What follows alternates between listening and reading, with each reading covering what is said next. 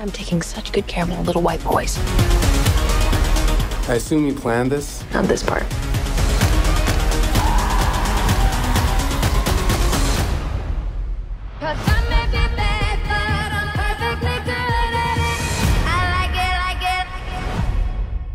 Bonjour à tous, c'est Valentin, le Home Cinéman, et je suis en compagnie de Loïc. Bonjour Loïc. Salut. On se retrouve aujourd'hui pour parler du film Challengers. Zendaya. je me demandais à quel moment va y avoir une allusion à Zendaya. Est-ce que ça va être très vite? Est-ce que ça va être moins vite? Finalement, il leur a suffi de 15 secondes. Bon, nous allons parler de Challengers, réalisé par Luca Guadagnino. C'est le mec qui a fait Call Me By Your Name, qui avait été célèbre justement pour qui avait révélé Timothée Chalamet, notamment. J'ai pas vu. C'est un réalisateur qui a été remarqué pour avoir réalisé le remake de Suspiria. Bien sûr. Et qui du coup revient avec ce film Challengers. Du coup, on va parler du film en 100% non-spoil, j'imagine. Oui, je pense que ça peut être une bonne chose. Après le moment où la vidéo sortira, le film est déjà sorti depuis un mois au moins. Oui. Donc les gens, je pense, l'ont vu, en tout cas pour la plupart. Et si jamais c'est pas le cas, et si vous avez l'occasion, allez le voir quand même. Ça peut être une bonne chose. Mais on va quand même pas spoiler pour pas gâcher les moments intéressants du film. De toute façon, on peut très bien dire notre avis sans spoiler, je pense. Donc, sans spoiler. Et alors, de quoi parle Challengers, Loïc? De Zendaya, qui est une tennis woman talentueuse pour son âge et qui est prometteuse, mais soudain, pouf. Un accident. Alors là, il faut l'extrait, là. Extrait. On suit sa route et soudain... Et soudain, pouf. Et voilà, un accident que personnellement je connais très bien. Rupture des ligaments croisés, accident qui peut arrêter une carrière de sportif que je connais très bien d'ailleurs. Ça a arrêté ta grande carrière de sportif. Et ouais, j'aurais pu être skieur professionnel, hein, mais tu te rends compte, rupture des ligaments croisés quoi. Bah Loïc et Zendaya ont un point en commun. Effectivement, sauf que moi j'ai subi une autre opération, je n'ai pas une marque aussi imposante. Mais revenons-en à nos moutons. Donc on suit Zendaya qui s'est blessée après un accident durant un match, mais à présent elle est coach. Et elle ne coache pas n'importe qui, elle coach un tennisman, dont on suit la carrière en fait, et notamment les matchs qu'il a eu contre son rival, qui est également son ami d'enfance. C'est comme dans Pokémon, en fait le rival c'est un peu l'ami d'enfance, et c'est également un triangle amoureux, donc ce film traite principalement d'amour, de tennis et de sexe. Alors je parlais de tennis une première fois pour le sport, et une tennis qui est également une métaphore utilisée dans le film, je crois. Parce qu'on fait rebondir des balles. De quoi tu parles, Valentin? Bah écoute, explique-nous, vas-y, explique-nous un petit peu là, que j'appelle les collectifs là, MeToo et tout ça là. Après ce résumé fort bien formulé, Loïc, mais qu'as-tu pensé du film Challengers? J'avoue avoir été un petit peu déçu. Tu t'attendais à quoi? Bah, pas grand-chose. En fait, j'avoue que j'ai dû voir une ou deux fois la bande-annonce, je crois. Je m'attendais pas à ce que Zendaya porte le film vraiment du début à la fin. Je pensais que ça allait être un peu un personnage secondaire, en fait, elle est vraiment principale. Et je m'attendais à ce qu'on parle un peu plus des tennisman, justement, que ce soit plus leur ressenti à eux, etc. Et voilà, et même, toi, je te l'ai même dit après la séance, en fait, je connais personne à part Zendaya. Les acteurs, ils me sont inconnus pour moi. Donc, ça t'empêche d'aimer le film? Non.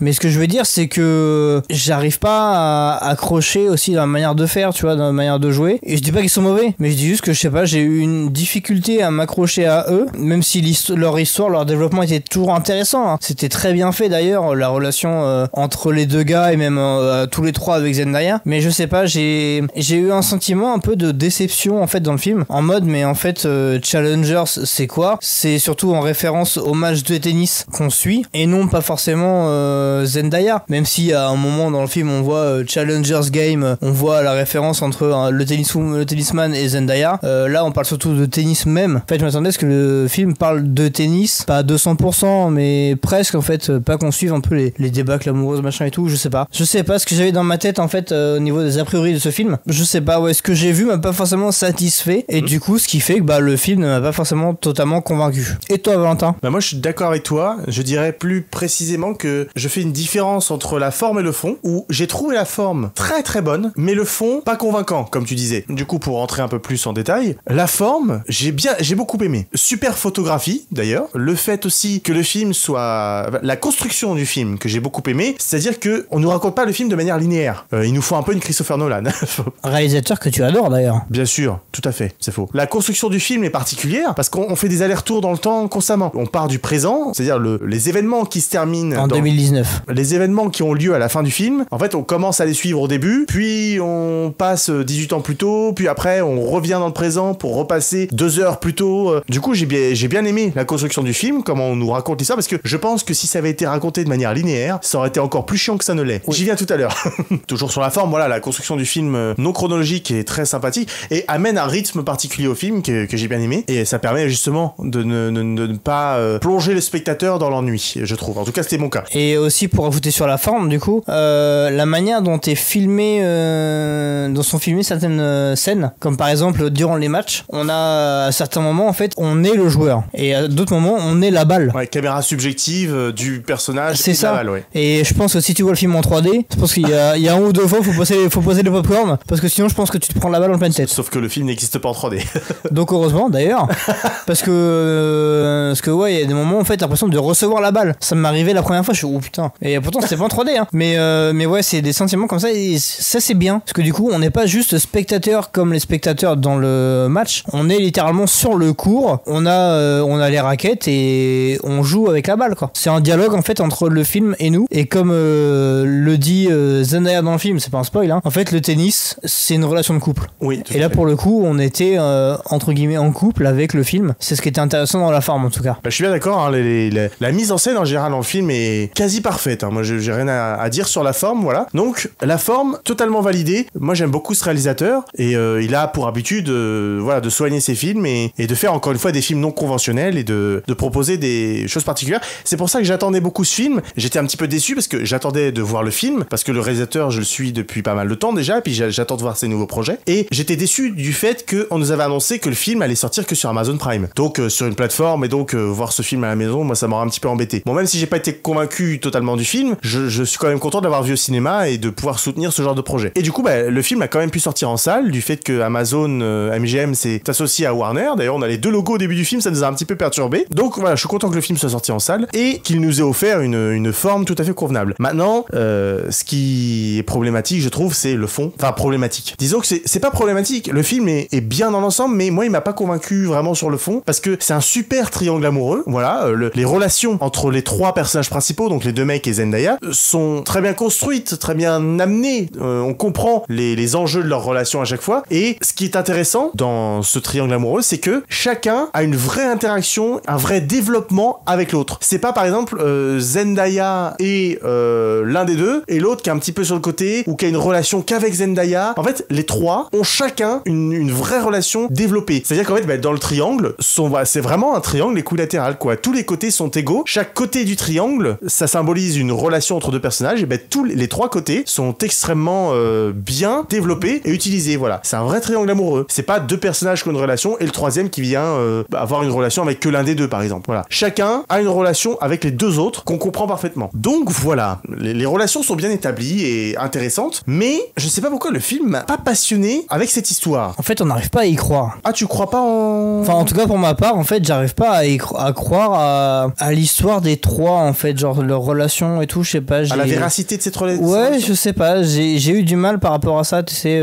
du triangle amoureux, la manière dont... Après, c'était très bien développé, hein, mais je sais pas, il y a un truc qui m'a bloqué sur ça. Ouais, j'avoue que j'ai un peu du mal aussi à identifier l'objet du blocage. Ouais. Peut-être le fait aussi que la durée du film, pour ce qu'il raconte, est peut-être un petit peu excessive. Oui, c'est possible aussi, il y a peut-être beaucoup trop de moments où on voit les gens transpirer. Non, c'est pas ça. D'ailleurs, première scène, ça nous a fait rire. On voit un mec transpirer, il y a quelques gouttes qui tombent. On fait tout de suite penser à une pub Perrier. Voilà, sans placement de produit. Mais il y a des moments où c'est vrai que c'était peut-être un petit peu longué, même si ça servait à la construction des personnages. Il y a des moments où, bon, vas-y, accélère quoi. Peut-être aussi l'explication, tu l'as un petit peu évoqué tout à l'heure, peut-être qu'elle est dans le fait que le film ne traite pas beaucoup du tennis et on voit très peu de matchs de tennis. Enfin, très peu, non. Mais donc, par rapport à la durée du film, C'est secondaire en fait. On Dans- voit surtout la relation des trois avant le tennis. il est principal dans les préoccupations des personnages. Donc en fait, on parle le tennis tout le long. Et c'est le but aussi. Mais on ne montre pas beaucoup le tennis et l'exécution du tennis. Enfin, vous voyez ce que je veux dire. Voilà, peut-être que le blocage vient aussi d'ici. Peut-être qu'on aurait voulu, mais encore une fois, bah, c'était nos attentes. Le film n'a pas à répondre à nos attentes forcément. Mais ouais, je sais pas pourquoi encore.